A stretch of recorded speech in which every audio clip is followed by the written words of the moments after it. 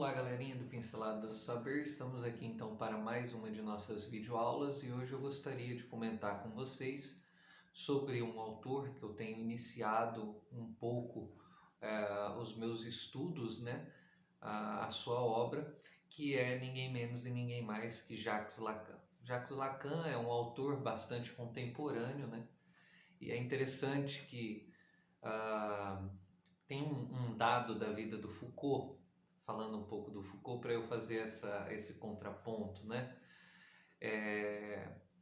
Que o Foucault ele tinha uma inconformidade muito grande pelo fato do seu texto ter sido tão reproduzido, né, e alcançado tantos lugares, porque ele de alguma forma imaginava que ele poderia estar sendo simplista demais e por isso muitas pessoas estavam lendo ele. Então Foucault realmente era um cara extremamente inconformado com a popularidade de seus textos, né?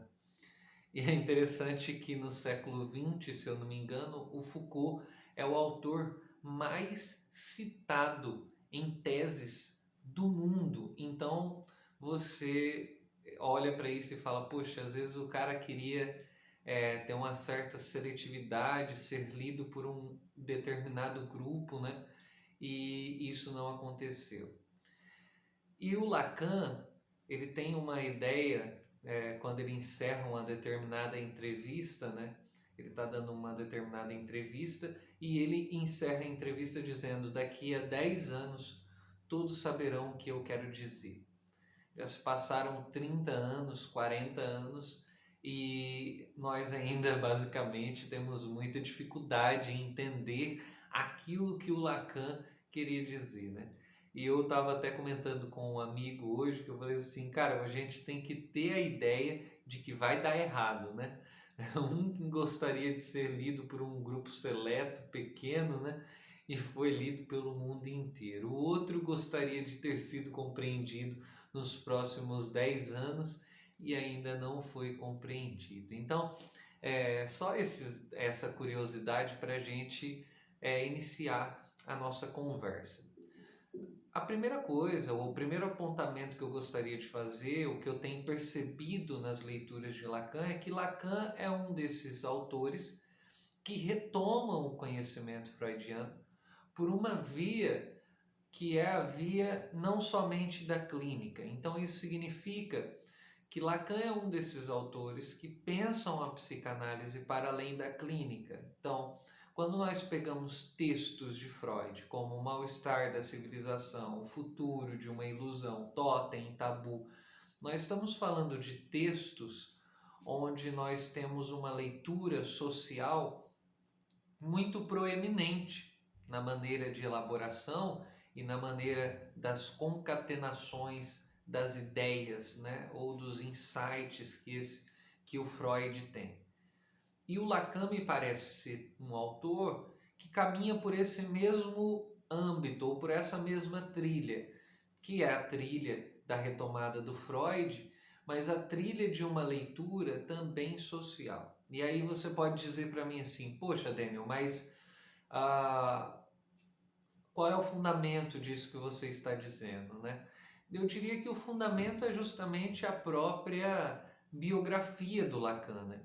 Porque o Lacan, ele é psiquiatra e ele tem uma guinada na sua vida que é quando ele passa da psiquiatria e a crítica à resposta farmacológica às doenças, né, mentais,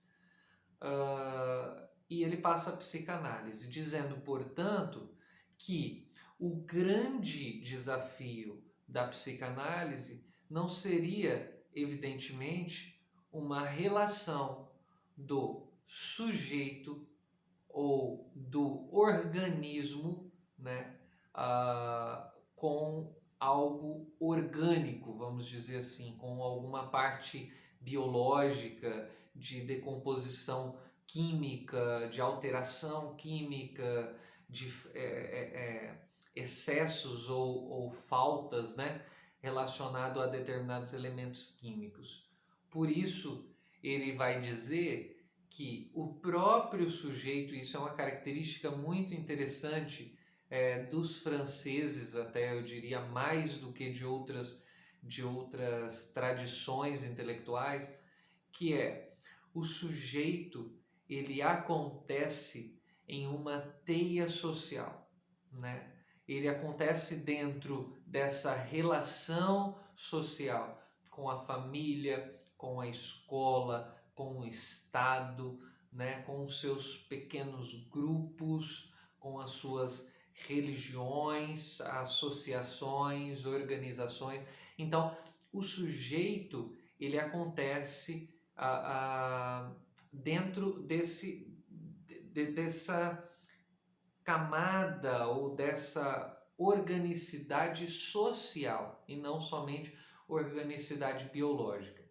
E aí é interessante observar esse postulado do Lacan, porque a partir do momento que nós entendermos as doenças, o sofrimento humano, os sentimentos, as nossas emoções, determinados comportamentos, determinados traumas, culpas, a partir dessa interação social, logicamente essa leitura social também tem a possibilidade de nos fornecer recursos dentro da clínica também. Assim como a própria clínica também tem recursos para nos oferecer nas leituras sociais que porventura nós venhamos fazer ou elaborar.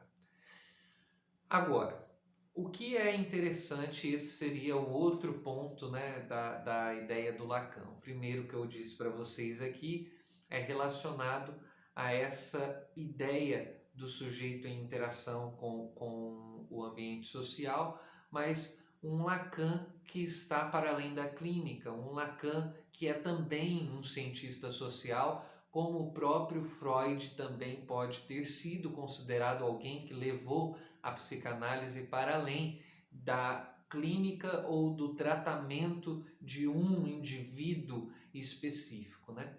O segundo ponto é que, evidentemente, quando nós colocamos a sociedade em questão, junto com a sociedade, nós vamos trazer o elemento da historicidade, né? Então, é interessante porque quando nós colocamos na equação das análises, da terapia ou da psicanálise especificamente, nós colocamos nessa conta o social, essas redes sociais pelas quais nós vamos nos tornando sujeitos, nós colocamos evidentemente a historicidade. Por isso, o Vladimir Safatli até cita que o Lacan fala sobre uma vida vivida do sujeito, né? Então seria esse sujeito precisa ser analisado dentro também da história, não só da história do seu indivíduo, mas da história que implica também no seu indivíduo, que são as histórias dessas camadas, desses grupos, dessa organização social pela qual estou dizendo com vocês. Então, acho que esses dois pontos seriam pontos interessantes de serem colocados para o Lacan. O primeiro é essa guinada à psicanálise em detrimento de um conhecimento psiquiátrico farmacológico, vamos assim dizer. E o segundo ponto seria essa historicidade do próprio sujeito, essa historicidade do próprio indivíduo, de como que esse indivíduo está atravessado por uma série de outros fatores sociais, né, que vão o constituir, por assim dizer. Ok? Espero que vocês tenham gostado dessa videoaula e é possível que nós tenhamos mais vídeos sobre o Lacan. Até o próximo Pinceladas do Saber. É hora de dar tchau!